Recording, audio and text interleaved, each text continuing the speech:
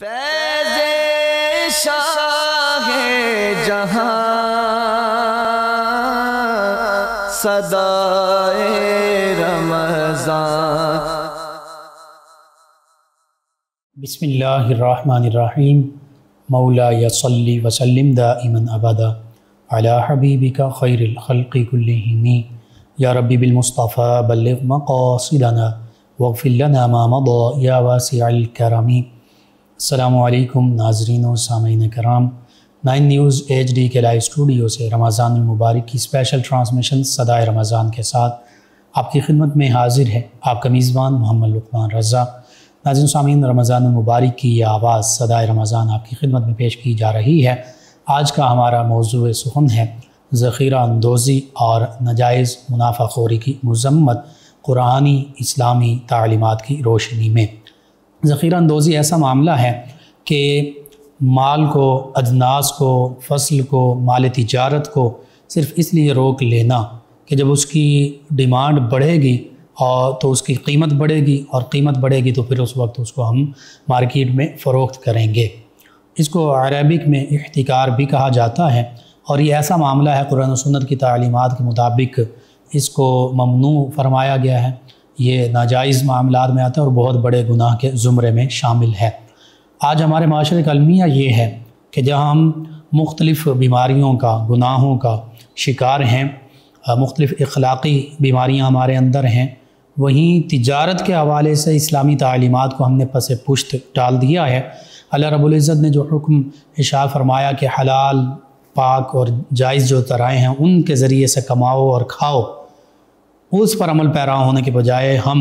اللہ تعالیٰ نے جس سے منع فرمایا تھا کہ اے ایمان والو اپنے درمیان اموال کو باطل مت کرو اور باطل طریقے سے تجارت مت کرو، اس پر ہم کاربند ہو گئے۔ یعنی بجائے یہ کہ ہم اللہ تعالیٰ کے حکم کی تعمیل کرتے، ہم اللہ تعالیٰ کے حکم کی حکم عدولی اور نافرمانی کا شکار ہو گئے۔ اور پھر ہم دیکھتے ہیں ہمارا معاشرہ الا ماشاء اللہ اکثر لوگ جو ہیں وہ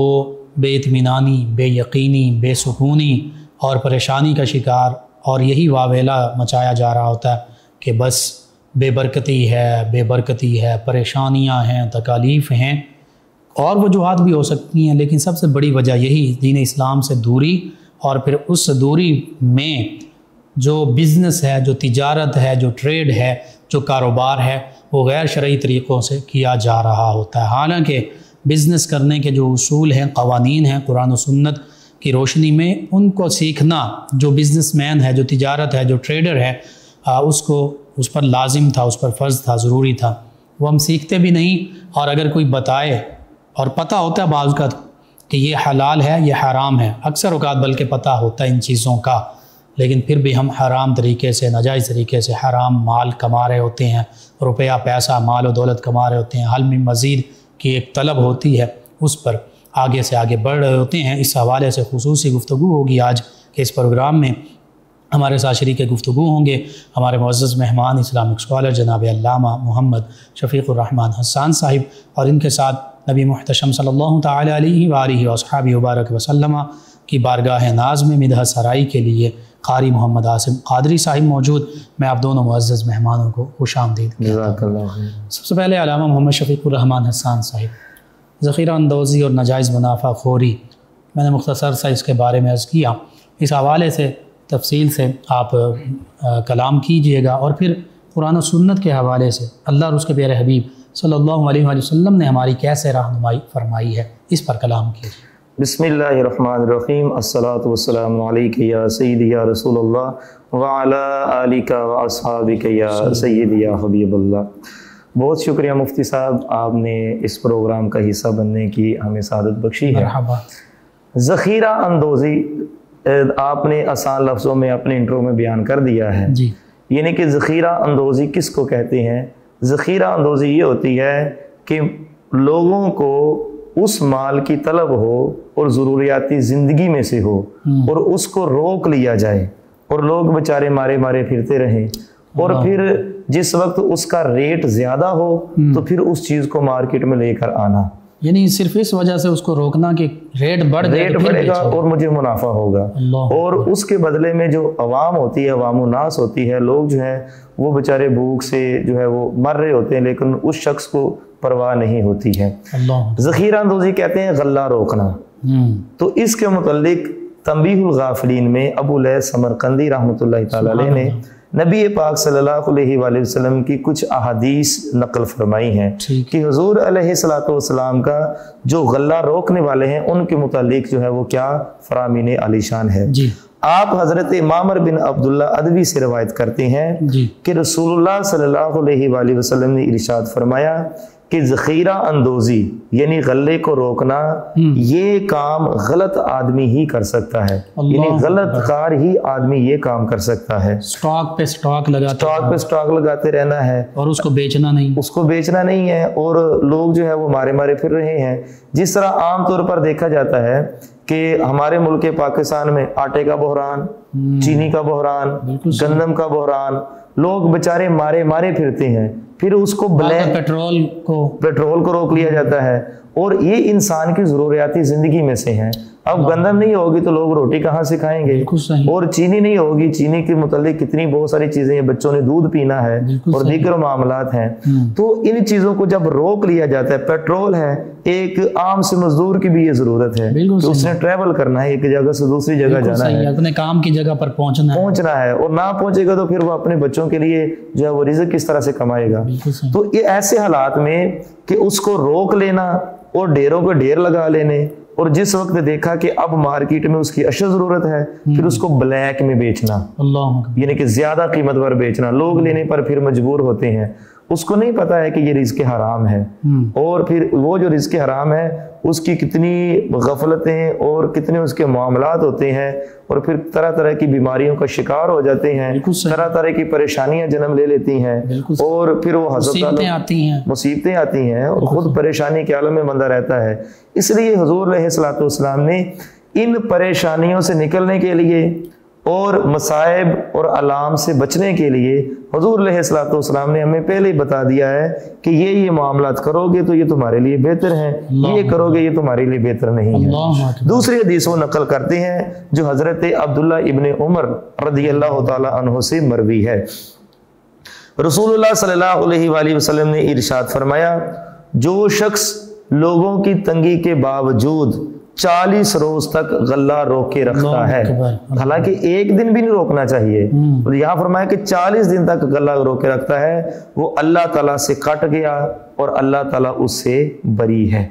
یعنی کہ اس کا آخری اس کا حالت بیان آخر اس کی حالت بیان کی ہے۔ یوں سمجھ لیجئے کہ اس نے زندگی میں جتنے بھی اعمال کیے ہیں وہ سارے ضائع ہو جائیں گے۔ جب اللہ تعالیٰ نے بری کر دیا تو اس کا مطلب یہ ہے کہ اس کے پلے کوئی نہیں، اللہ کی رحمت سے دور ہو گیا، اللہ کی رحمت سے دور ہو گیا، اور جو اللہ کی رحمت سے دور ہو گیا تو پھر بتائیے کہ اس کا اور دنیا میں کیا رہ گیا ہے؟ ٹھیک ہے، دنیا داری خسارہ ہی خسارہ ہے، دنیا میں بھی اور آخرت میں بھی خسارہ ہی خسارہ ہے۔ اور دوسری جو حدیث یہ بھی حضرت فاروق اعظم رضی اللہ تعالیٰ عنہ سے مروی ہے، اور اس حدیث کے حضور علیہ الصلوۃ والسلام نے بڑے سخت الفاظ بیان فرمائے ہیں۔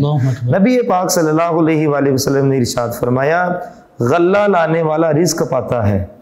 غلہ لانے والا رزق پاتا ہے، اور اس کو روکنے والا ملعون ہے، یعنی لعنتی ہے۔ وہی بات کہ پھر وہ بھی رحمت سے دور ہو گیا، کہ اللہ کی رحمت سے اتنا کوسوں دور ہو گیا کہ حضور علیہ الصلوۃ والسلام نے اس کو ملعون کہا ہے، کہ وہ شخص لعنتی ہے جو بندہ غلہ روکتا ہے اور لوگوں کی ضروریات کا خیال نہیں رکھتا ہے۔ اللہ اکبر، اتنی سخت وعیدیں احادیث مبارکہ میں یہ احتکار کرنے والے کے لیے بیان کی جا رہی ہیں، اتنی بڑی، اتنا یہ کہہ لیں کہ کبیرہ گناہوں میں سے بہت بڑا گناہ ہے۔ بالکل ایسے ہی ہے مفتی صاحب، دو چیزیں ہیں، ایک ہے جالب اور دوسرا ہے محتکر۔ محتکر تو اسی کو کہتے ہیں غلہ روکنا، یعنی ذخیرہ اندوزی کرنا۔ دوسری چیز ہے جالب۔ جالب حدیث شریف کی روح سے جالب سے وہ شخص مراد ہے جو گاؤں سے چیزیں لے کر آتا ہے اور وہ خالص چیزیں لے کر آتا ہے، مثلا وہ دودھ لے کر آتا ہے یا گندم ہے، اور یہ جتنا بھی اناج ہے یہ اکثر تو گاؤں کے اندر ہی پایا جاتا ہے، وہ وہاں سے خالص چیزیں لے کر آتا ہے اور خالص آگے بیچتا ہے اور کہتا ہے کہ اس سے لوگوں کو فائدہ ہو، وہ خالص چیزیں کھائیں۔ آگے بندے جو ہیں وہ جب اس کے اندر ملاوٹ کرتے ہیں، اور حضور علیہ الصلوۃ والسلام کی اس پہ بھی حدیث ہے، حضور علیہ الصلوۃ والسلام نے ارشاد فرمایا جو ملاوٹ کرے وہ ہم میں سے نہیں ہے، من غش فلیس منی، فرمایا جو ملاوٹ کرے وہ ہم میں سے نہیں ہے۔ اب وہ شخص جو ایک کسان ہے وہ دن رات کی محنت سے خالص چیزیں لے کر آ رہا ہے اور آگے ان کو جو ہے وہ شہر میں فروخت کر رہا ہے، بیچتا بھی تقریباً کم قیمت پر، انتہائی مناسب قیمت پر بیچتا ہے، اس لیے کہ جو شہر میں رہنے والے لوگ ہیں ان کی ضروریات پوری ہو سکیں، تو ایسا شخص جو ہے وہ برکت والا رزق پاتا ہے اور اللہ تعالیٰ کی ذات جو ہے وہ اس سے خوش ہے اور مسلمانوں کی دعائیں اور برکت اس کو نصیب ہوتی ہے حدیث کی روح سے۔ ایسے شخص کو جالب کہتے ہیں۔ اب اس شخص نے تو اپنی ذمہ داری کو پورا کر دیا ہے کہ وہ گاؤں سے چیزیں لے کر شہر والوں کو بیچتا ہے، اب شہر والوں کو جن چیزوں کی ضرورت ہے تو وہ جو ہے وہ محتکر جو ہے، جو ذخیرہ اندوزی کرنے والا ہے، اب وہ اپنے گودام بھر لیتا ہے اور اپنی جو ہے وہ جو اس نے ذخیرہ اندوزی والے اڈے بنائے ہوئے ہیں ان کو وہاں پر روک لیتا ہے اور لوگوں کو نہیں دیتا ہے۔ وہ شخص اس نے تو اپنا اجر پا لیا، لیکن یہ والا جو شخص ہے یہ اللہ تعالی کی رحمت سے محروم، یعنی آرٹیفیشل کرائسس، مصنوعی بحران جو ہے وہ پیدا کیا جاتا ہے۔ بالکل ایسے حقیقت میں وہ بحران نہیں ہوتا، اس چیز کی کمی نہیں ہوتی۔ اگر ہم اپنے ملک پاکستان ہی کی بات کر لیں تو گندم ہے، چاول ہے، کوئی بھی فصل ہے، ان چیزوں میں کسی چیز کی کمی نہیں، اللہ کی نعمتیں وافر ہیں، بے شمار ہیں، لیکن وہ ہم خود اس کو مصنوعی طور پر جب روکتے ہیں، سٹاک کرتے ہیں، تو مصنوعی بحران ہمارا اپنا پیدا کرتا وہ پیدا ہوتا ہے اور عوام جو ہے وہ پھر پریشانی کا شکار۔ مفتی صاحب دیکھیں نا، مثال کے طور پر ہمارے ملک پاکستان میں گندم کی وافر مقدار پیدا ہوتی ہے، کہ بعض کا تو ایکسپورٹ بھی کرتے ہیں، باہر بھیج، اور چینی کی بھی وافر مقدار ہوتی ہے اور چاولوں کی بھی وافر مقدار ہوتی ہے۔ یہ جو خطہ ارض ہے اس میں اللہ تعالیٰ نے بڑی برکتیں رکھی ہوئی ہیں، لیکن ہوتا یوں ہے کہ اپنے لوگوں کی ضروریات پوری نہیں ہوتی ہیں تو اس کو سٹاک کر کے مہنگے داموں باہر کے ملک میں بھیج دیا جاتا ہے، اور اپنے لوگ جو ہے وہ مارے کبھی کوئی بیچارہ آٹا لینے کے لیے ترس رہا ہے، کوئی چینی کی وجہ سے ترس رہا ہے، کوئی چاولوں کی وجہ سے ترس رہا ہے، حتیٰ کہ کہا کہ پھل اور سبزیاں بھی خالص نہیں ملتے ہیں۔ تو یہ والی چیزیں جو ہے یہ ذخیرہ اندوزی کے اندر آتی ہیں۔ اب نبی پاک صلی اللہ تعالیٰ علیہ وآلہ وسلم کے فرامین کی روشنی میں یہ نہایت غور طلب بات ہے۔ اب نبی پاک صلی اللہ علیہ وآلہ وسلم نے ججز حضرات جو ہیں ان کے متعلق ارشاد فرمایا کہ جس کو قاضی بنایا گیا وہ بغیر چھری کے ذبح کیا گیا، یعنی کہ اچھے فیصلے دینا اور درست فیصلے دینا، میرٹ پہ فیصلے دینا، یہ ایک قاضی کے لیے بہت ضروری ہے۔ اسی کے زمرے میں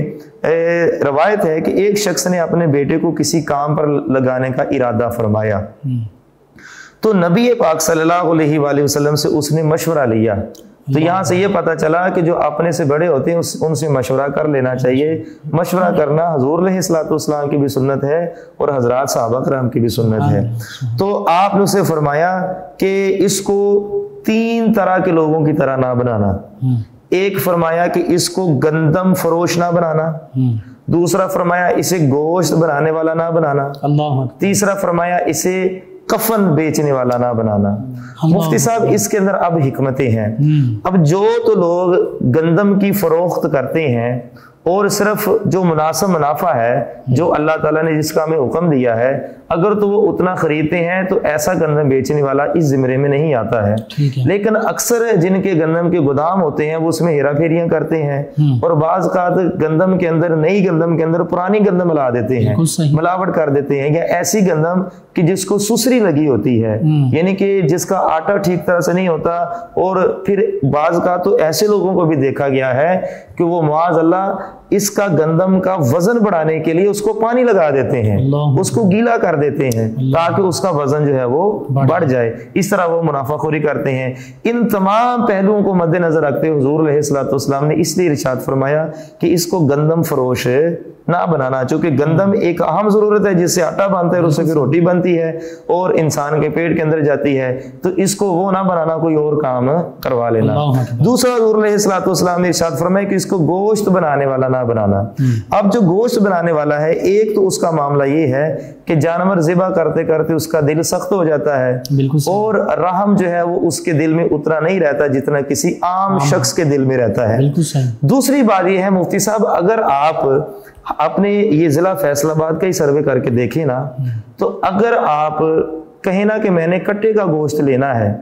تو آپ یہ جنگ روڈ، سمندری روڈ، تاندلہ روڈ، جو سا بھی روڈ اگر آپ پھر لیں تو اکثر لوگوں نے لکھا ہوتا ہے کہ کٹے کا گوشت، لیکن جب ان سے پوچھا جاتا ہے کہ یہ گوشت کون سا ہے، جب اسرار کیا جاتا ہے یا جو اس کے ضروری معاملات ہوتے ہیں وہ پوچھے جاتے ہیں تو وہ پھر آگے سے کہتے ہیں نہیں یہ تو ہم نے ویڑی کی ہوئی ہے، یہ تو ہم نے بھینس کی ہوئی ہے۔ اسی طرح اکثر طور پر اگر آپ بکرے کا گوشت لینے کے لیے جائیں تو وہاں پر آپ کو بکرے کا گوشت نہیں ملے گا، بھیڑ کا گوشت ملے گا، اور کہہ کہ وہ بکرا بیچتے ہیں۔ اب اس کے اندر بھی ہیرا پھیری آ گئی، اور بعض کا تو ایسا ہوتا ہے کہ اگر آج کے دن جو ہے وہ نہیں بکا ہے تو پھر اس کو ذخیرہ کر کے اگلے دن بیچ دیتے ہیں اسی ریٹ کے اوپر، حالانکہ چاہیے کہ جو چیز پرانی ہے اس کو کم ریٹ کے اوپر بیچنا چاہیے۔ اس لیے حضور علیہ الصلوۃ والسلام نے اس سے بھی منع فرمایا کہ جو گوشت بنانے والا ہے نا وہ، ہاں اگر کوئی ایماندار قصائی ہے تو پھر ظاہری بات ہے اس کے لیے تو انعام و اکرام ہے کہ اگر وہ اپنی ایمانداری کے ساتھ جو ہے وہ اب مردہ جانوروں کو ذبح کیا جا رہا ہے اور پھر ان کا گوشت ذخیرہ کیا جا رہا ہے، اور معاذ اللہ ثم معاذ اللہ ملاوٹ تو اس قدر بڑھ گئی ہے کہ ہر چیز کے اندر ملاوٹ پیدا ہو گئی ہے۔ اور جیسے ہی رمضان کا مہینہ آتا ہے، مفتی صاحب رمضان کے مہینے سے پہلے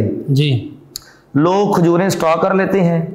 وہی کھجوریں جو ہے وہ سستے داموں ملتی ہیں، جیسے رمضان کا مہینہ شروع ہوتا ہے ان کو مہنگے داموں پر بیچتے ہیں۔ یہ تو علامہ صاحب اب ہر چیز، سبزی، فروٹ، ہر چیز کا یہی معاملہ ہو چکا ہے کہ سٹاک کر لیا، اور وہی چیز جو رمضان المبارک سے پہلے بالفرض ایک چیز 50 روپے کی تھی تو رمضان المبارک آ گیا تو اب وہ 200، 250 اور اس سے بھی 4 گنا 5 گنا اس کا جو ہے لیتے ہیں۔ تیسرا حضور علیہ الصلوۃ والسلام نے ارشاد فرمایا کفن بیچنے والا، یعنی کہ جس کا کاروبار ایک تو کپڑا بیچنے والا ہے، کپڑا بیچنے والے کے پاس کفن مل جاتا ہے،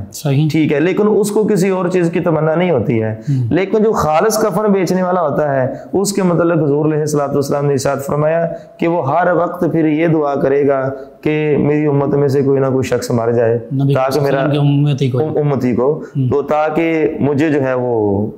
پیسے مل جائے۔ اور حضور علیہ الصلوۃ والسلام نے اپنی امتی کے متعلق ارشاد فرمایا کہ میری امت کا ایک بچہ مجھے پوری دنیا سے زیادہ عزیز ہے۔ اللہ اکبر، سبحان اللہ۔ یہ حضور علیہ الصلوۃ والسلام، اور ہمارے لیے ہم خوش نصیب ہیں کہ حضور نے فرمایا کہ مجھے میری امت کا ایک بچہ اور پھر جوان اور پھر حافظ قرآن اور پھر عالم دین اور پھر شیخ الحدیث، پھر ان کی عزت اور عظمت حضور علیہ الصلوۃ والسلام کی نظروں میں کتنی زیادہ ہوگی، اپنے غلاموں کو کتنی حضور علیہ الصلوۃ والسلام عزتوں سے نوازتے ہیں کہ پھر وہ تمنا کرے گا جو کفن فروش ہے کہ اب کوئی نہ کوئی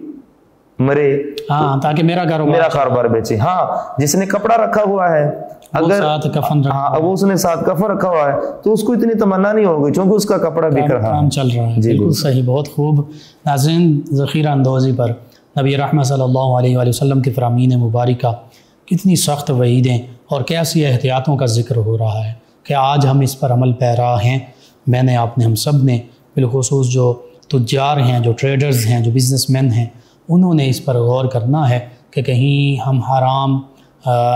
منافع، ناجائز منافع خوری یا ذخیرہ اندوزی کے زمرے میں شامل تو نہیں ہیں۔ اس بابرکت لمحے میں، ان بابرکت گھڑیوں میں 9 نیوز HD کے لائیو اسٹوڈیو سے رمضان المبارک کی اسپیشل ٹرانسمیشن صدائے رمضان آپ کی خدمت میں پیش کی جا رہی ہے۔ ہمارے ساتھ موجود ہیں ہمارے مہمان ثنا خان جناب قاری محمد عاصم قادری صاحب، نبی محتشم صلی اللہ تعالی علیہ وآلہ وصحبہ وبارک وسلم کی بارگاہ ناز میں مدحت سرائی کریں گے، گلہائے عقیدت پیش کریں گے۔ جی جناب قاری محمد عاصم قادری صاحب۔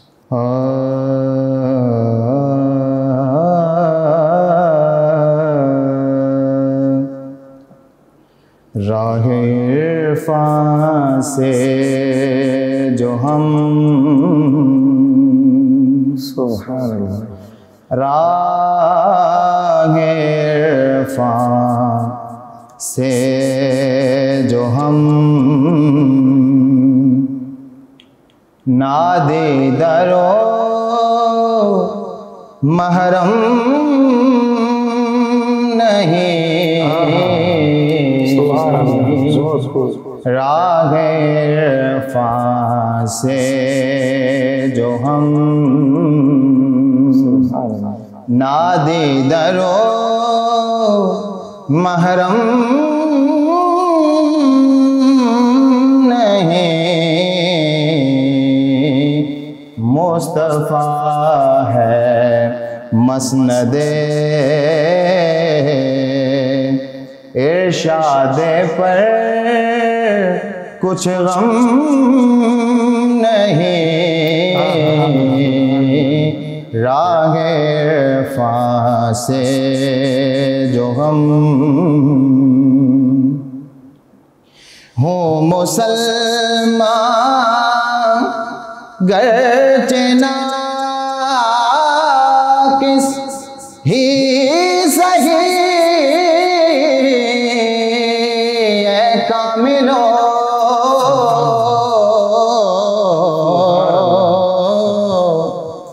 ہوں مسلمان گرچہ ناقص ہی صحیح اے کاملو ماہیت پانی کی آخر یم سے نم میں کم نہیں، راہ عرفاں سے جو ہم اور غنچے ماں اوہا کے جو چٹکے دنا کے باغ میں غنچے ماں اوہا کے جو چٹکے بنا کے باغ میں بلبل سدرا تک ان کی بو سے بھی محرم نہیں، راہ عرفاں سے جو ہم سبحان اللہ نادے درو محرم نہیں، مصطفیٰ ہے مسند ہے انہی کے دم قدم کے باغ عالم میں بہار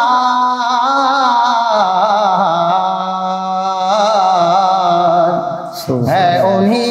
کے دم قدم کے باغ عالم میں بہار، وہ نہ تھے عالم نہ تھا، سبحان اللہ، وہ نہ تھے عالم نہ تھا،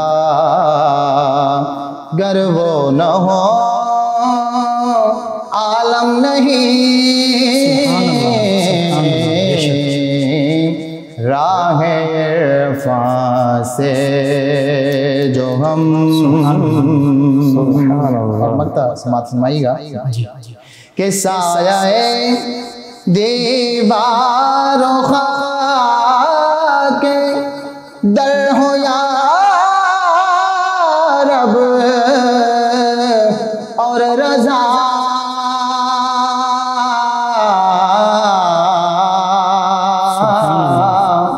سایہ دیوار و خاک در ہو یا رب رضا، خواہش دہی میں قیصر شوق تخت جم نہیں، راہ عرفاں سے جو ہم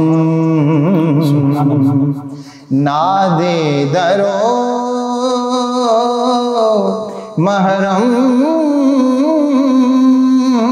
نہیں، مصطفیٰ ہے مسند۔ سبحان اللہ، جزاک اللہ جزاک اللہ۔ جی ناظرین، 9 نیوز HD کے لائیو اسٹوڈیو سے رمضان المبارک کی یہ اسپیشل ٹرانسمیشن صدائے رمضان آپ کی خدمت میں پیش کی جا رہی ہے۔ ذخیرہ اندوزی کے حوالے سے گفتگو ہو رہی ہے۔ نبی محتشم صلی اللہ علیہ وآلہ وسلم نے اس کو حرام فرمایا، منع فرمایا، اور ذخیرہ اندوزی میں اب تو اجناس سے بڑھ کر ہر چیز میں یہ معاملہ ہو رہا ہے کہ اسٹاک کیا جاتا ہے اور مطلوبہ وقت پر پھر اس کی قیمت کو بڑھا کر اس کو مارکیٹ میں لایا جاتا ہے، یعنی لوگوں کی مجبوریوں سے فائدہ اٹھایا جاتا ہے۔ بالخصوص کھانے پینے کی چیزوں، ضروریات زندگی روزمرہ کی جو استعمال کی چیزیں ہیں، ان میں یہ معاملہ تو اور سنگین ہوتا ہے۔ اس کے ساتھ ساتھ ایک معاملہ یہ بھی ہوتا ہے کہ ناجائز منافع خوری، اور بالخصوص جیسے رمضان المبارک کا ماہ محترم آتا ہے تو منافع خوری جو ہے وہ ناجائز یوں بڑھا دی جاتی ہے کہ ایک ایک چیز جو کہ پہلے کچھ کم قیمت پر تھی، اگرچہ مہنگائی اور وہ سارے معاملات پہلے ہی آسمان کو چھو رہے ہیں، اور جو ایک عام مزدور، ایک عام غریب ہے، اس کے معاملات یہ تو اس کے پاس جائیں تو پوچھیں اس سے بیٹھ کے کہ کیسے اس کا معاملہ چل رہا ہے۔ ایسے لوگ بھی ہیں جو کہتے ہیں کہ کھانے پینے کی تو بات دور کی، پہلے ہم اپنے یوٹیلیٹی بلز جو ہیں یہ پورے کر لیں تو پھر کھانے پینے کی طرف دھیان ہوگا۔ بہرحال ناجائز منافع خوری یہ بھی بہت برا معاملہ ہے۔ اس کو سود کے ساتھ بھی ریلیٹ کیا جا سکتا ہے، جس طرح سود ایک قرض یا اجناس پر اضافی پیسے لے لینا، اضافی اجناس لے لینا، وہ سود کے معاملے میں آتا ہے۔ اسی طرح جو ناجائز منافع لیا جاتا ہے یہ بھی حرام ذرائع میں شامل ہے، یعنی جتنا منافع جائز ہے ایک حد تک مناسب وہ تو لیا جا سکتا ہے، لیکن اس حد سے بڑھ کر منافع اپنی مرضی سے ڈبل کر لینا اور 2 گنا 4 گنا تک بڑھا لینا یہ بہت بڑا ظلم ہے اور گناہ میں شامل ہے، ناجائز منافع خوری میں شامل ہے۔ اس پر بھی بات کریں گے۔ ہمارے ساتھ شریک گفتگو ہیں ہمارے معزز مہمان اسلامک اسکالر جناب علامہ محمد شفیق الرحمن حسان صاحب۔ جی علامہ صاحب، ذخیرہ اندوزی تو ایک برائی ہے ہی، اس کے ساتھ ساتھ پھر جب ناجائز منافع خوری، حالانکہ ذخیرہ اندوزی میں بھی دورہ گناہ ہو رہا ہے، ایک چیز کو روک لیا جان بوجھ کر اور دوسرا منافع زیادہ لے لیا، اس میں بھی ناجائز منافع خوری ہے۔ اس کے علاوہ بھی ناجائز منافع خوری کی جا رہی ہے۔ ابو لیث سمرقندی چونکہ فقیہ بھی ہیں، بالکل، اور فقیہ کا کام ہوتا ہے کہ ہر پہلوؤں کو اچھے طریقے سے دیکھنا، کہ اب ذخیرہ اندوزی جو عام ہمارے معاشرے کے اندر ہے وہ کرنے والا تو شخص ملعون ہے، لیکن کچھ ذخیرہ اندوزی ایسی ہے کہ جو جائز بھی ہے اور وہ قارئ ثواب بھی ہے۔ بالکل صحیح۔ اب اس میں کیا ہے، جس طرح حضور علیہ الصلوۃ نے ارشاد فرمایا انما الاعمال بالنیات، جی بالکل، کہ اعمال کا دار و مدار نیتوں پر ہے۔ ایک بندہ ذخیرہ اندوزی اس لیے کرتا ہے کہ میں منافع کماؤں گا، میں اپنے بینک بیلنس کو بڑھاؤں گا، لوگ بیچارے ترستے رہیں، تانگ ہوتے رہیں، یہ تو ہے ناجائز، اور ایسا کرنے والا شخص ملعون ہے۔ لیکن ایسا معاملہ ہو گیا کہ وہ چیز لوگوں کے پاس وافر مقدار میں موجود ہے، اس کے باوجود اگر کوئی شخص اس کو ذخیرہ کر لیتا ہے اور اس کی نیت یہ ہے کہ اگر اس چیز کا قحط پڑ گیا، اس چیز کا بحران پیدا ہو گیا تو پھر میں اسی قیمت پر جو اب عام چل رہی ہے یہ اس سے کم قیمت پر اس سے لوگوں کی مدد کروں گا، تو ایسا ذخیرہ اندوزی کرنا جائز ہے۔ بالکل صحیح، جو پہلے وافر مقدار میں موجود بھی ہے مارکیٹ موجود ہے، لیکن کہیں خدشہ ہے کہ یہ ختم ہو سکتا ہے، اور وہ اس نیت سے کر رہا ہے، دوسرے لوگ اس وقت قیمت بڑھا کر نہ بیچیں یا وہ سٹاک نہ کر لیں، تو اب یہ اچھی نیت سے سٹاک بالکل۔ اب دوسرے لوگ جو ہیں وہ ذخیرہ اندوزی کر رہے ہیں، لیکن اس بندے کی نیت یہ ہے کہ مثلا آٹے کا بحران پیدا ہو گیا ہے یا چینی کا یا کوئی بھی بحران پیدا ہو گیا ہے، تو اس صورت میں اب ایک تو وہ وقت ہے کہ جس وقت لوگوں کے پاس وافر مقدار میں چیز موجود ہے، لیکن ایک ایسا وقت آتا ہے کہ لوگ اس کے بحران کا شکار ہو جاتے ہیں۔ اب اس نے ذخیرہ کیا ہوا ہے، اب یہ بغیر لالچ کے، بغیر منافع کے، اس کی نیت یہ ہے کہ جو چیز لوگوں کے پاس موجود نہیں ہے یا جنہوں نے ذخیرہ اندوزی کی ہے وہ مہنگے داموں بیچ رہے ہیں، تو میں لوگوں کے درمیان میں آسانیاں پیدا کرنے کے لیے یہ چیز بیچتا، تو ایسا کرنا جائز ہے، کم قیمت پر جائز ہے، اور یہ کہہ لیں کہ خدمت خلق بھی ہے۔ اور ایک صورت یہ بھی ہے کہ مارکیٹ میں وہ چیز دستیاب ہے اور کوئی بندہ جو ہے وہ اس کے پاس جاتا ہے اور جا کر اس کو کہتا ہے کہ یہ اتنے پیسے لے لو اور یہ چیز یہیں سٹاک کر دو، وہ واپس نہیں لے کر آتا ہے، یہ چیز میری یہاں پر سٹاک کر دو، جب میرا دل کرے گا میں اس وقت بالکل صحیح لے لوں گا۔ ایک پھر ایسا لمحہ آتا ہے کہ بحران کا لوگ شکار ہو جاتے ہیں تو پھر وہ چیز اپنا سٹاک اٹھاتا ہے اور سٹاک اٹھانے کے بعد لوگوں کے درمیان میں اس کو فروخت کرتا ہے عام قیمت پر، یہ تو ہے شرعاً جائز۔ لیکن ایسی اگر صورت ہو کہ اگر بالفرض وہ چیز ہے 100 روپے کی جب اس نے خریدی تھی تو بعد میں جو بیچنے والا ہے وہ اب کہے کہ جناب اب یہ چیز میں 100 کی بجائے 150 روپے کی دوں گا کیونکہ اب اس کا بحران ہے، ورنہ اپنے تم پیسے واپس لے لو، یعنی لوگوں کی مجبوری سے فائدہ اٹھاتا ہے۔ اب دو چیزیں، ایک ہے بائے اور ایک ہے مشتری۔ ٹھیک ہے، بائے کا معنی ہوتا ہے بیچنے والا اور مشتری کا معنی ہوتا ہے خریدنے والا۔ اب جو بائے ہے، جو بیچنے والا ہے، وہ کہتا ہے کہ بھائی تو نے 100 روپے کے حساب سے مجھ سے چیز خریدی تھی لیکن میں نے تو اب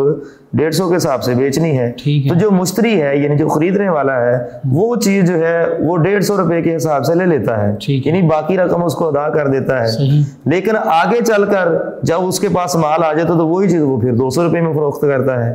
تو اب ان دونوں کے لیے اس کے لیے قیمت بڑھا کر لینا سود ہے، ٹھیک ہے، اور اس کے لیے قیمت آگے بڑھا کر فروخت کرنا جو ہے یہ ذخیرہ اندوزی کے زمرے میں آتا ہے کیونکہ یہ مال اس کا تھا اور یہ شرعی لحاظ سے جائز نہیں ہے۔ اچھا، جیسے میں نے بیان کیا کہ اعمال کا دار و مدار نیتوں پر ہے، ابو لیث سمرقندی رحمۃ اللہ تعالی علیہ ایک بڑی خوبصورت روایت بیان فرماتے ہیں، مفتی صاحب ہمارے دین کے اندر بڑی آسانیاں ہیں، بالکل صحیح، ہمارا دین بہت سہل ہے۔ لوگ کہتے ہیں کہ دین پر چلنا بڑا مشکل ہے، ہم کہتے ہیں دین پر چلنا بڑا آسان ہے، دنیا کے لیے چلنا مشکل ہے، دنیا کے ساتھ چلنا مشکل ہے، بلکہ ہم نے مشکل بنایا کہ ذخیرہ اندوزی ہم خود کر رہے ہیں، مشکل تو ہم پیدا کر رہے ہیں، بالکل۔ اور اس کو اگر جوڑ دیا جائے دین کے ساتھ، حضور نے تو اسے منع فرمایا ہے اور اس کی مذمت فرمائی ہے، اور جو ایسا کرتا ہے اس کو حضور نے ملعون کہا ہے، لعنتی کہا ہے۔ اچھا مفتی صاحب آگے ذرا دیکھیے، اگر ایک بندہ نیکی کا ارادہ کرتا ہے نا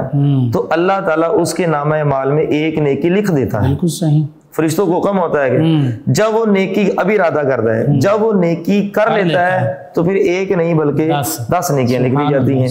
اگر کوئی بندہ برائی کا ارادہ کرتا ہے تو اس کے نامہ اعمال میں برائی نہیں لکھی جاتی، جب وہ برائی کر لیتا ہے پھر بھی اس کو مہلت دی جاتی ہے کہ شاید یہ توبہ کر لے اور اس کی اس برائی کو جو ہے وہ نیکی میں بدل دیا جاتا ہے۔ لیکن اگر وہ برائی کر کے توبہ نہ کرے تو ایک کے بدلے 10 نہیں بلکہ ایک ہی ہوتی ہے۔ اسی طرح روایات میں آتا ہے کہ بنی اسرائیل کے عابدوں میں سے، عبادت گزاروں میں سے ایک عابد ریت کے ٹیلے پر سے گزرا، یعنی ریت کا بہت بڑا ڈھیر لگا ہوا تھا، تو دل میں کہنے لگا اگر یہ ٹیلا آٹے کا ہوتا تو میں بنی اسرائیل کو جو اس وقت قحط میں مبتلا ہے خوب پیٹ بھر کر کھلاتا۔ اللہ تعالیٰ نے اس وقت کے نبی پر وحی فرمائی اور اسے فرمایا کہ فلاں شخص کے سے کہہ دو کہ اللہ تعالیٰ نے تمہارے لیے اجر کو لکھ دیا ہے۔ سبحان اللہ، یعنی جو تو نے نیت کی ہے نا کہ یہ اگر یہ ٹیلا اگر جو ہے ٹیلا جو ہے اگر یہ ریت کا ٹیلا اگر آٹے کا ہوتا تو یہ قحط کے موسم میں بیچارے بھوک اور افلاس سے مر رہے ہیں، بچے جو ہے وہ کھانے کے لیے ترس رہے ہیں، عورتیں کھانے کے لیے ترس رہی ہیں، تو میں ان کو آٹا دے دیتا۔ تو فرمایا کہ بے شک یہ آٹا نہیں بنا، اس وقت کے نبی کی طرف وحی کی، فرمایا اس کو جا کے خوشخبری دے دو کہ ہم نے اس کی نیت کے سبب سے اس کو اجر و ثواب اتنا ہی عطا فرما دیا ہے۔ اچھا مفتی صاحب آگے جو ہے علامہ صاحب یہاں پہ دیکھیے کہ یہاں تو افریقہ میں قحط پڑتا ہے، سوڈان میں قحط پڑتا ہے، مسلمان ممالک میں بال کا پڑتا ہے، دور کیا جانا، ہمارا تھر چولستان کا علاقہ ہر سال قحط کا معاملہ ہوتا ہے، بچے جو ہیں قحط سالی کی وجہ سے مائیں ان کی خوراک پوری نہیں ہوتی تو بچے کمزور بالکل ایسے ہڈیوں کا ڈھانچہ وہ پیدا ہوتا ہے، پانی کی بوند کو ترس جاتے ہیں تو وہ مر جاتے ہیں۔ اس کے ذمہ دار کیا اس میں ریاستیں اور پھر ذخیرہ اندوز تو ذخیرہ اندوز تو ہیں ہی، لیکن یہ کام ریاست کا ہے نا کہ ان ذخیرہ اندوزوں کو پکڑ کر، اور ہماری اعلیٰ عدلیہ کا کام ہے نا کہ ان سے رشوت نہ لیں اور ان سے پیسے لے کے ان کو چھوڑ نہ دیں بلکہ ان کو عبرتناک سزا دیں، ورنہ پھر حضرت فاروق اعظم رضی اللہ تعالیٰ عنہ کی ذات اقدس جس کے متعلق حضور علیہ السلام نے ارشاد فرمایا کہ میرے عمر کی سختی میرے رب کو بڑی پسند ہے، جس کو حضور علیہ السلام نے دعاؤں میں مانگ کر لیا ہے، وہ فاروق اعظم رضی اللہ تعالیٰ عنہ جن کے متعلق حضور علیہ الصلوۃ والسلام نے ارشاد فرمایا کل قیامت والے دن اللہ تعالیٰ اپنی شان سبحان اللہ ایک بندے سے ہاتھ ملا کر اس کو جنت میں داخل فرما دے گا، مصافحہ فرما کر پوچھے گا کون ہے؟ فرمایا وہ میرا عمر ہے، میرے بعد اگر کوئی نبی ہوتا تو عمر ہوتا۔ کتنی صفات ہیں، بالکل صحیح، بیان ہو ہی نہیں سکتی ہیں۔ فاروق اعظم رضی اللہ تعالیٰ عنہ جیسی ہستی کیا کہتی ہے کہ اگر دریائے فرات کے کنارے ایک کتا بھی پیاسا مر گیا، بکری کا بچہ بھی پیاسا مر گیا تو عمر کو اس سے بھی حساب لیا جائے گا۔ مفتی صاحب آپ نے جو نشاندہی کی ہے، اور پھر فاروق اعظم کے دور میں تو ذخیرہ اندوزی کرنے کے کسی کو تصور بھی نہیں ہوتا تھا، بلکہ تمام خلفاء راشدین کے دور میں جو ہے ایسا نہیں تھا۔ سلطنت عثمانیہ کے اندر بھی اگر کوئی ایسی حرکت کرتا تو اس کو عبرتناک سزا دی جاتی تھی۔ اس وجہ سے لوگ خوشحال تھے اور پریشان نہیں تھے۔ دوسری بات یہ ہے کہ نبی پاک صلی اللہ علیہ وسلم کی امت پر اللہ تعالیٰ کا خاص فضل اور کرم یہ ہے کہ یہ جو امت ہے یہ بھوک اور پیاس کی وجہ سے مرے گی نہیں، یعنی اوورآل نہیں مرے گی، بالکل صحیح ہے، لیکن جو ختم نہیں ہوگی، لیکن جو اس چیز میں ملوث ہیں ان کو پکڑ دکڑ کرنی چاہیے، ان کو عبرتناک سزائیں دینی چاہیے، اور پھر یہ ہماری عدالتوں کا کام ہے، یہ ہماری ریاست کی ذمہ داری ہے، ورنہ پھر حساب کل قیامت والے دن دینا پڑے گا، ذخیرہ اندوزوں کو بھی دینا پڑے گا، اور ریاست کو بھی دینا پڑے گا، حکمرانوں کو بھی دینا پڑے گا، اور اعلیٰ عدلیہ کو بھی جو ذمہ دار ہے اس کو جو ہے وہ دینا پڑے گا۔ ایک آدمی حضرت عبداللہ ابن عباس رضی اللہ تعالیٰ عنہ کے پاس آ کر کہنے لگا کہ مجھے کچھ نصیحت فرمائیے۔ آپ نے فرمایا کہ میں تجھے 6 باتوں کی تاکید کرتا ہوں۔ اللہ اکبر۔ نمبر 1 چیزوں کے متعلق قلبی یقین پیدا کرنا جن کے ضامن اللہ تعالیٰ کے ہو چکے ہیں۔ سبحان اللہ، یہ کتنی خوبصورت بات ہے۔ اچھا، دوسری فرمایا یعنی اللہ نے زمان لے لیا، اللہ نے جن کا ذمہ لے لیا ہے تمہارا دل ان سے مطمئن ہونا چاہیے۔ مثال کے طور پر رزق کا ذمہ کس کی ہے؟ اللہ کے۔ اب یہاں پر لوگ کہتے ہیں میرا رزق بند کر دیا، تویز دھاگوں والوں نے بند کر دیا، فلاں کر دیا، تو یہ تو جاہلانہ چیزیں ہیں۔ بالکل صحیح۔ اللہ تعالیٰ نے جس کو رزق دینے کا وعدہ کیا ہے، بندے کی کیا مجال ہے کہ اس کا رزق بند کر دے؟ یہ اس کی کفار کو مل رہا ہے جو اللہ کو بھی نہیں مانتے، تو جو اللہ کو ماننے والے ان کو کیوں نہیں ملے گا؟ اچھا، دوسری چیز فرمایا کہ فرائض کو ان کے وقت پر ادا کرنا، بالکل، یعنی کہ فرائض جو بھی ہیں ان کو ان کے وقت پر، صرف عبادات نہیں ہے، عبادات نہیں ہے، حقوق العباد ہیں اور معاملات ہیں، دیگر ساری چیزیں ہیں، پڑوسیوں کے حقوق ہیں، مہمانوں کے حقوق ہیں، یتیموں بیووں مسکینوں کے حقوق ہیں، یہ بھی فرائض میں شامل ہے۔ تیسرا یہ کہ زبان کو اللہ تعالیٰ کے ذکر سے تر رکھنا، سبحان اللہ، یعنی کہ تمہاری زبان سے غیبت، چغلی، اس طرح کی باتیں، گالی گلوچ نہ نکلے، اللہ کے ذکر سے اس کو تر رکھنا۔ چوتھی یہ کہ شیطان کی موافقت نہ کرنا کہ وہ مخلوق سے حسد کرتا ہے۔ پانچویں یہ کہ دنیا کو آباد نہ کرنا، یہ تیری آخرت برباد کر دے گی۔ اور چھٹی بات یہ کہ مسلمانوں کے لیے ہمیشہ ہمدرد اور خیر خواہ رہنا۔ یہ جو چھٹی والی بات ہے، فقیہ فرماتے ہیں کہ مسلمان کو مسلمان کا خیر خواہ ہونا چاہیے، یہ سعادت کی علامتوں میں سے ہے۔ اور یہ ذخیرہ اندوز اس پر عمل، ذخیرہ اندوز جو ہے وہ ان کے اوپر عمل ان کو کرنا چاہیے کہ ایک مسلمان کو دوسرے مسلمان کے لیے آسانی پیدا کرنی چاہیے۔ مفتی صاحب حیرانگی اس بات کی ہوتی ہے کہ جو غیر مسلم ہے رمضان کے مہینے میں وہ مسلمانوں کے لیے آسانیاں پیدا کرتے ہیں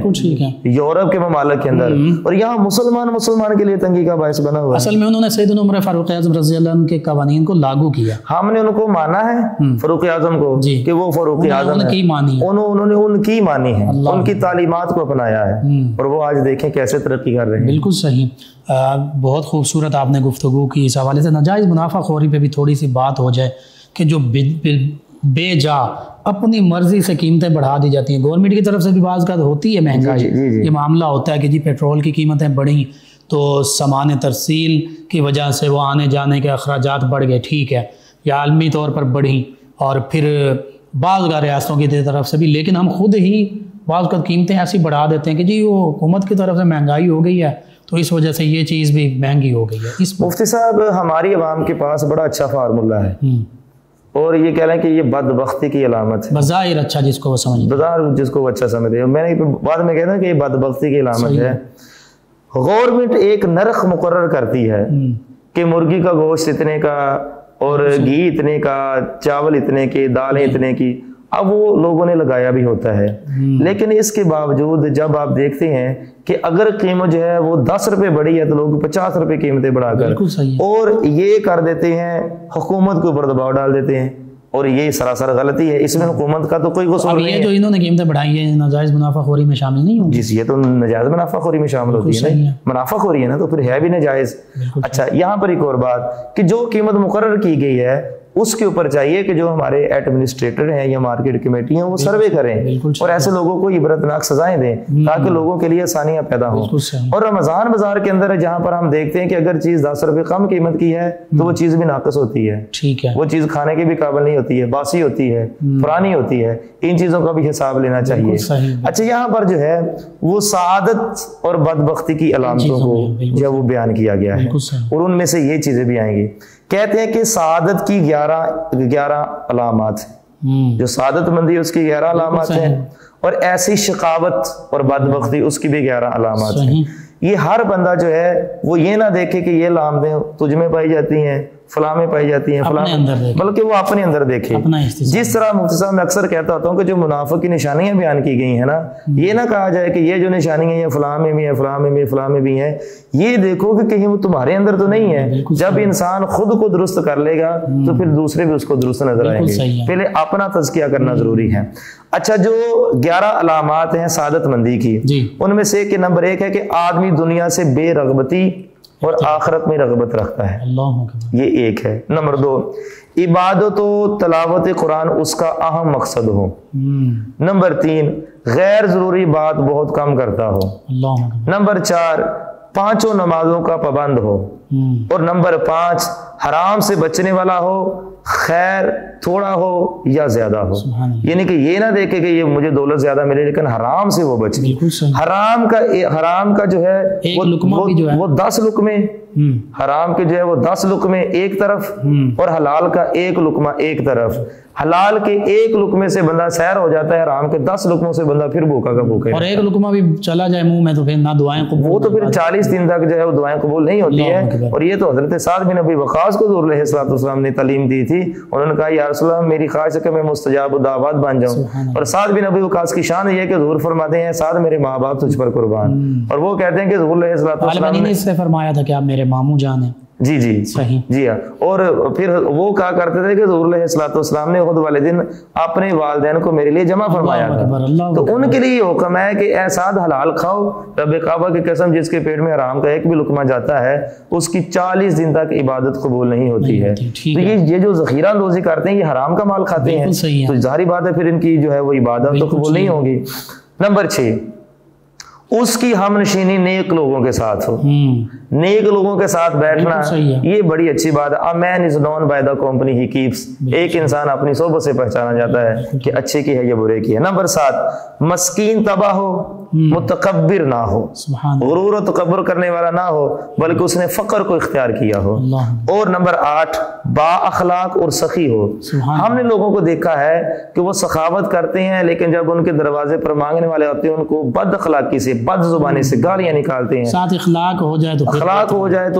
پھر تو کہتے نہیں وہ سونے پہ سہاگا ہے، یہ ہو جائے۔ نمبر 9، اللہ کی مخلوق سے ہمدردی رکھتا ہو۔ نمبر 10، مخلوق کے لیے نفع رسا ہو۔ یہ ذخیرہ اندوزی والا معاملہ ہے کہ فائدہ لوگوں کو پہنچائے، ذخیرہ اندوزی کر کے مال کو نہ روک لے۔ اور سرکار غوث اعظم کی 11ویں کی نسبت سے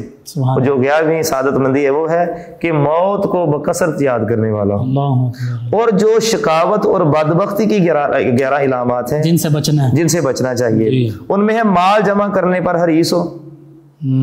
کہ وہ ہر وقت مال کی دو میں رہتا رہے، حلال ہے حرام ہے جو بھی جیسا بھی وہ آتا رہے، اس کو کوئی پرواہ نہیں ہے۔ نمبر 2، دنیاوی لذات اور خواہشات میں غرق ہو۔ نمبر 3، گفتگو میں بد زبان اور کثیر غو یعنی زیادہ بولنے والا ہو۔ نمبر 4، نمازوں میں سستی کرتا ہو۔ نمبر 5، حرام اور مشتبہ مال کھاتا ہو اور برے لوگوں سے ہم نشینی رکھتا ہو۔ نمبر 6، بد خلق ہو یعنی اس کا اخلاق اچھا نہ ہو۔ نمبر 7، متکبر اور غرور ہو۔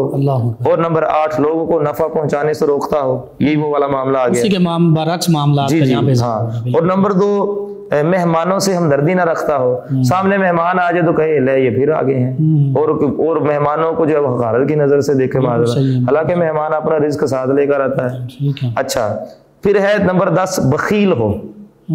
کنجوسی کرنے والا ہو، بالکل صحیح، جہاں ضرورت ہے وہاں بھی خرچ نہ کرے۔ اور نمبر 11 موت سے غافل ہو،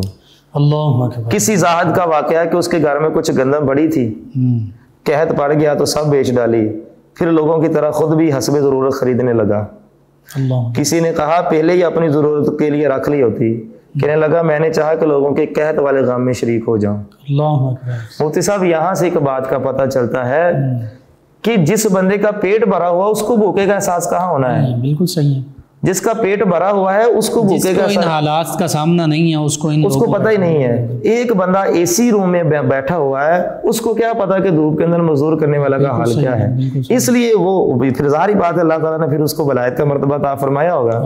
اس نے کہا میں نے ساری گندم بیچ دی ہے، اور اب تو کہنے لگا لائن میں لگا ہوا ہے، کہنے لگا اس لیے میں دیکھنا چاہتا ہوں کہ ان کے سر کے اوپر کیسے مصیبت پڑتی ہے، اور ایسے لوگ اللہ تعالیٰ کو بڑے پسند ہیں۔ بہت خوب ناظرین، اولیاء اللہ تو ایسے بھی گزرے کہ جو جان بوجھ کر جو کھوٹا سکہ ہوتا وہ لے لیا کرتے، خاموشی کے ساتھ اپنے دراز میں رکھ لیا کرتے، صرف اس وجہ سے کہ ہمارے مسلمان جو یہ مسلمان بھائی مجھے دھوکہ دے رہا، میں یہ معاملہ کر لوں، مجھے قبول ہے کسی اور میرے مسلمان بھائی کو نقصان نہ پہنچائے، دھوکہ نہ دے، اس کے ساتھ فراڈ نہ کرے۔ یہ اولیاء اللہ کا مقام و مرتبہ، اور حقیقی ایمان والے یہی لوگ ہوا کرتے تھے۔ ناظرین سامعین، 9 نیوز HD کے لائیو اسٹوڈیو سے یہ اسپیشل پروگرام آپ کی خدمت میں پیش کیا گیا۔ ان بابرکت لمحات میں علامہ شفیق الرحمان حسان صاحب دعا کے لیے ہاتھ بلند۔ بسم اللہ الرحمن الرحیم، اللہم صلی علی سیدنا و مولانا محمد وعلی آلہ و اصحابہ اجمعین۔ یا میرے مولا تیرے فضل سے، تیری توفیق سے، تیری رحمت سے، تیری عنایت سے، تیرے کرم سے ہم سب نے مل کر یہ پروگرام کیا مولا، اسے ہمارے لیے بھی اور دوسرے کے لیے بھی اصلاح کرنے کا موقع فراہم کرنے کی توفیق عطا فرما۔ آمین۔ یا میرے مالک کریم ذخیرہ اندوزی سے، حرام خوری سے ہم سب کو محفوظ فرما، حلال طیب رزق کی دولت سے مالا مال فرما۔ یا میرے مولا میرے ملک کے پاکستان کی حفاظت فرما، اس کو معاشی ترقی عطا فرما، ہر طرح کے بحران سے محفوظ فرما، اس کے کھیت کھلیان میں برکتیں اور ترقی عطا فرما۔ یا میرے مالک کریم کھیت کھلیان کی بڑھوتری کے لیے رحمت کی بارش کا نزول فرما۔ رمضان کے رکھے گئے روزے کی عبادت، پڑھی گئی نماز تراویح، قرآن پاک کی تلاوت مولا اپنی پاک بارگاہ میں قبول و منظور فرما، حلال طیب رزق کی دولت سے مالا مال فرما، حرام کے ایک ایک لقمے سے ہم سب کو محفوظ فرما۔ یا میرے مالک کریم جن لوگوں پر زکوٰۃ واجب ہے انہیں زکوٰۃ ادا کرنے کی توفیق عطا فرما، صدقہ خیرات سے ہمیں ضرورت مند لوگوں کی ضرورت پوری کرتے رہنے کی توفیق عطا فرما۔ صلی اللہ تعالیٰ علی خیر خلقہ سیدنا و مولانا محمد وعلی آلہ وصحبہ اجمعین۔ جی ناظرین سامعین، 9 نیوز HD کے لائیو اسٹوڈیو سے رمضان المبارک کی اسپیشل ٹرانسمیشن صدائے رمضان کا آج کا پروگرام اختتام پذیر ہوتا ہے۔ اپنے میزبان محمد لقمان رضا، ہمارے معزز مہمان اور ہماری ٹیم کو اجازت دیجیے۔ اللہ نگہبان آخر میں جناب قاری محمد عاصم قادری صاحب نبی رحمت صلی اللہ علیہ وسلم کی بارگاہ اقدس میں گلہائے عقیدت پیش کریں گے۔ جی جناب قاری محمد عاصم قادری۔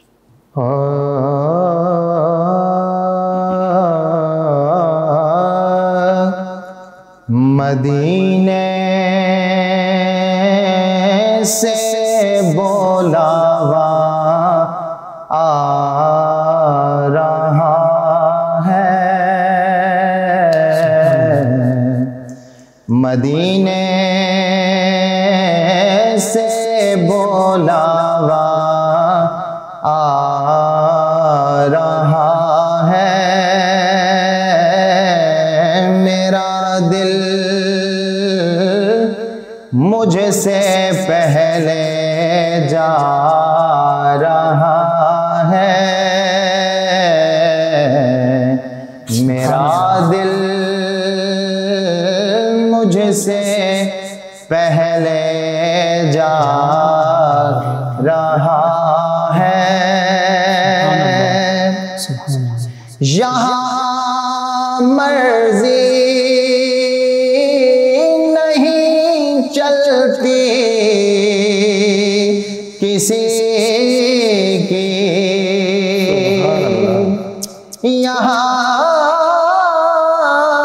مرضی نہیں چلتی کسی کی، مدینے والا ہے بلوا رہا ہے، نصیر اپنی کوشش نہیں کام آتی، نصیر اپنی کوشش نہیں کام آتی، بلاتے ہیں خود تاجدار مدینہ، یہاں مرضی نہیں چلتی کسی کی، مدینے والا ہی بلوا رہا ہے، مدینے والا ہی بلوا رہا ہے۔ اور عجب ہے سبز گنبد کے نظارے، عجب ہے سبز گنبد کے نظارے، نگاہوں کو خدا یاد آ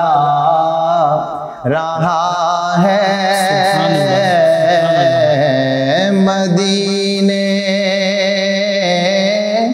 سے بلاوا آ رہا ہے، یہ چکی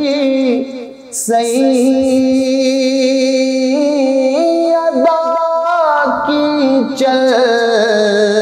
رہی ہے،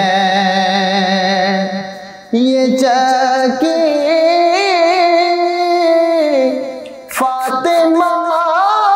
کی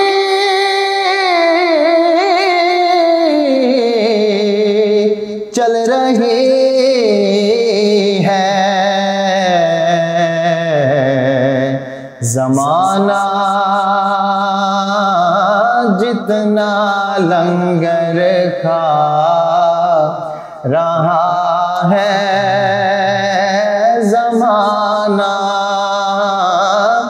جتنا لنگر کھا رہا ہے، میرا دل مجھ سے پہلے جا رہا ہے، اور بلائیں گے تجھے بھی سرور دین، بلائیں گے تجھے بھی سرور دین، بلائیں گے تجھے بھی سرور دین، دل محمود تو کیوں گھبرا رہا ہے، مدینے سے بلاوا آ رہا ہے، میرا دل مجھ سے پہلے جا رہا ہے۔ ماشاءاللہ، جزاک اللہ، جزاک اللہ۔ فیض شاہ جہاں صدائے رمضان